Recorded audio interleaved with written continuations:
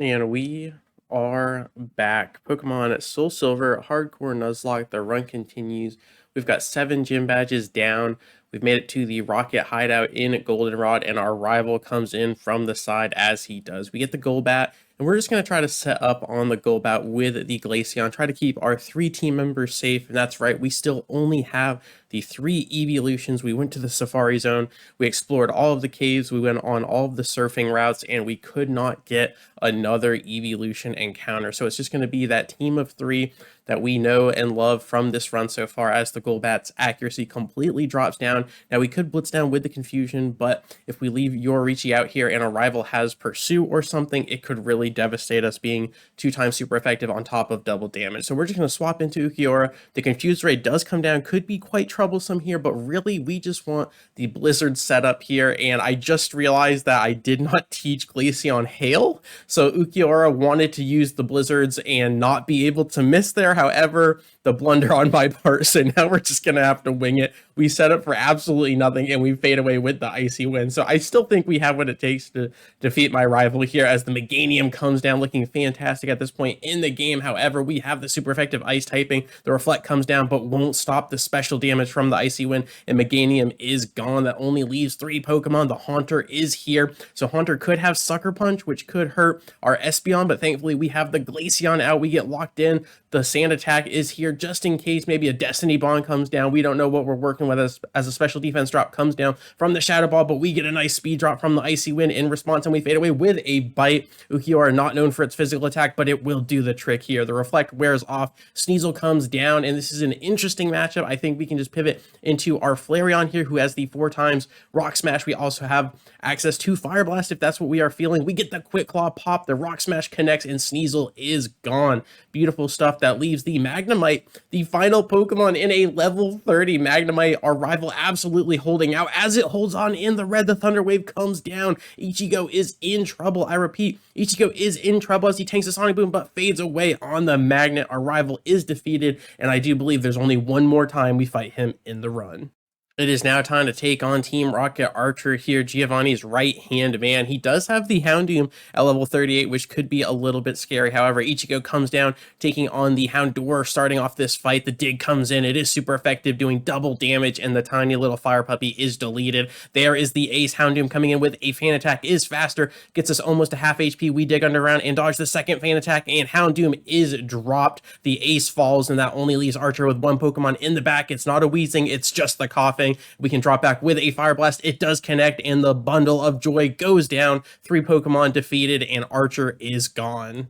And then at the very end of the ice path, on our way to the 8th gym, we run into another Eeveelution in the Umbreon. So now we have a team of 4, drop back with the Pokeball and secure it.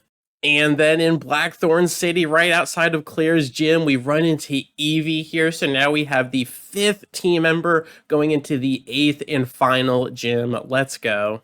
That means it's time to take on Claire herself for the final gym badge here. Now, I have a very bad track record against Claire. If I have a deathless run going into this fight, I almost always drop at least 1. So I took a little precaution, put in a lot of time to try to cook up a strategy that we could get out of here with everyone alive. And it's going to consist of trying to set up on the Sea Leviathan that comes down here with the Dragon Rage. We get some Sand Attacks down, 2 Dragon Rages, and Aizen is hurting. The newly acquired Jolteon gets the reprieve from the Oran Berry. So now we are working with 5 Eeveelutions, which is just fantastic. After going the entire run with only 3, Byakuga tanks the Dragon's Rage coming in. We sidestep that with the Sand Attack. Beautiful stuff. Another Dragon Rage is missed here, and Umbreon is here to stay. Another Sand Attack comes down. We are going for that -6 accuracy debuff as we do. Another Dragon Rage does connect. Another Sand Attack comes in. Captain Kushki doing so much work here. We're going to get a Confuse Ray on top as well. A little bit of icing on the cake, if you will. And really, the entire plan is incumbent on the Glaceon popping off with the Hail Blizzard combo that I was supposed to use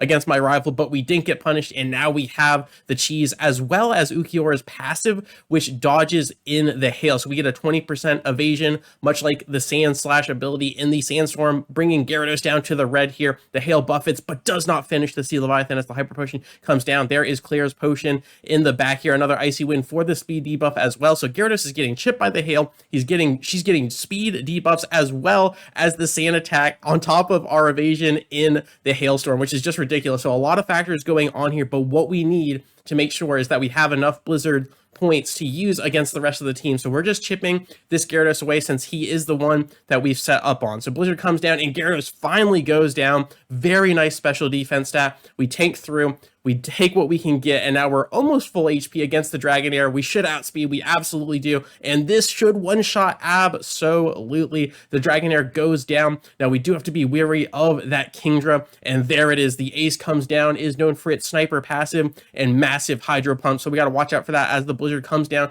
Now, the smoke screen does not work because Blizzard is 100% accurate in the Hailstorm, so any accuracy debuffs don't matter as long as the hail is coming down. On top of that, we get a monumental freeze onto the ace, and 2 blizzards go down, and Kingdra follows suit. Beautiful stuff here. Ukiora popping off, Glaceon doing everything in his power to take out this gym leader. Now we're out of blizzard, so we're gonna have to drop back with the Icy Wind. Dragonair tanks that, but holds on with 2 HP. The Thunder Wave comes down, and now we are in a little bit of a tipsy situation as we drop back with another Icy Wind. If we could just get a fadeaway crit, but we cannot because we are paralyzed, so Dragon Pulse comes down. It is stab, doing good damage, and the 5% miss chance backfires. We miss the Icy Wind. Another Dragon Pulse comes out, and we miss yet another Icy Wind. That 5% miss chance is everything right now. On top of the smoke screen, Kingdra also got the smoke screen in there, which does affect the Icy Wind's accuracy, as well as another Dragon Pulse comes down. We're floating with 38 HP against this Dragonair who wants it all. The Shell Bell for reprieve, as you do. Aizen's hurting, so we're just going to pivot into Ichigo, our starter. The Flareon comes down, takes the Dragon Pulse on the swap, but has a good special defense, and now we can fade away with a neutral strength. Beautiful stuff, calculated. It was not the cleanest fight, but we beat Claire. We don't lose anybody, and now we are on our way to the Elite Four. The rival fight was much of the same as it was last time. He had one more Pokemon, but posed no issues or threats. We delete him, no problem, and now we are on our way to the Elite Four.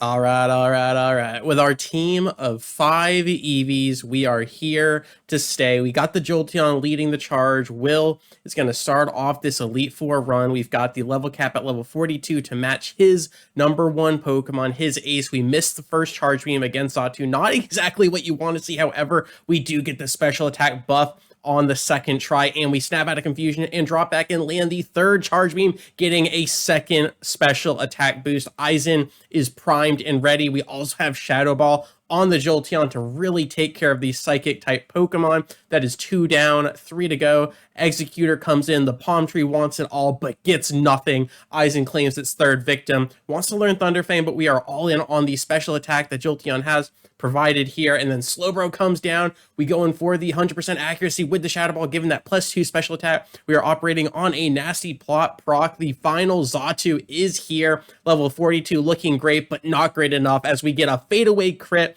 and Will is defeated. First member of the Elite Four went about as good as we could have asked for. And now for Koga and his poison type Pokemon. So you would think Espeon would have this in the bag. However, Espeon cannot learn Psychic by level up until way later. So we're actually rocking a Psybeam.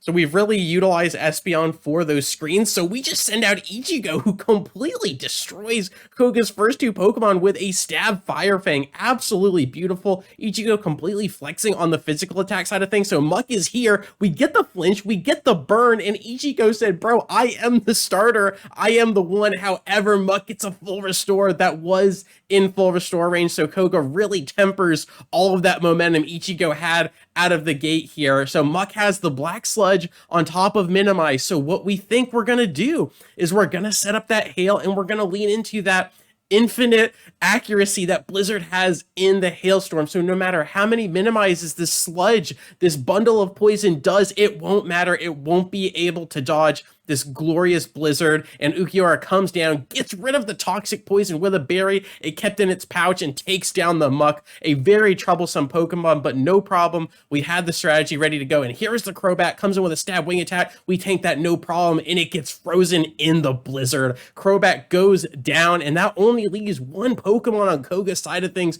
Flareon and Glaceon going back to back. The Supersonic comes down. Ukiara is confused, but does not care as the Blizzard breaks through. Venomoth holds on with no HP. The Blizzard cannot hit for infinite accuracy because the Hailstorm's gone, so we go for the Icy Wind, which drops the Venomoth speed. We drop back with another Icy Wind here. Venomoth holds on in the red once again, is super slow by 2 procs. We dodge the Supersonic, and we fade with a Blizzard. Who even cares? The disrespect. Koga gets wrecked, and that is 2 Elite Four members down. Let's go.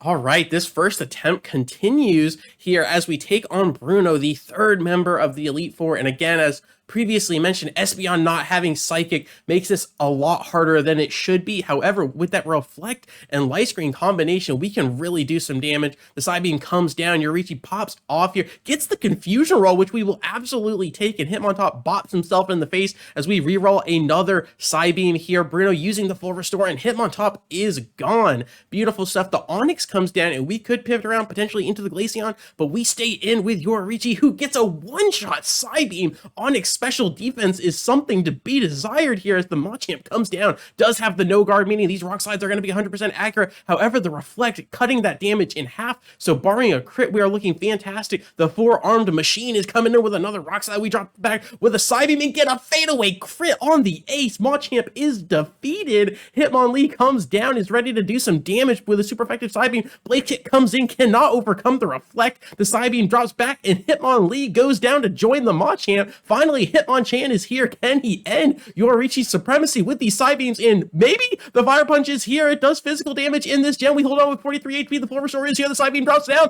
and Hitmonchan holds on with 30% HP, but another Psybeam will do it. Bruno is deleted, and this is the run. But as far as this video goes, thank you so much for your time. I really do appreciate it, and I will catch you on the flip. Peace.